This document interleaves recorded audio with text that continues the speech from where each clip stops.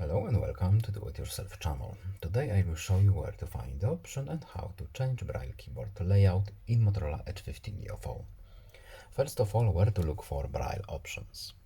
So first Settings, then Accessibility, then TalkBack, next Settings, and in TalkBack Settings we are looking for the Braille section.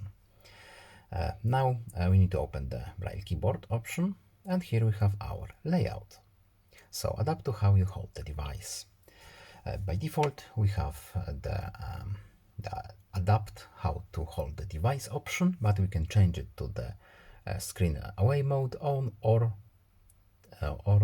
tabletop mode if we want to, and it will also change in here, as you can see. And that's it. I hope this video was helpful to you. Please leave a like and subscribe. Have a nice day and see you in the next video. Goodbye.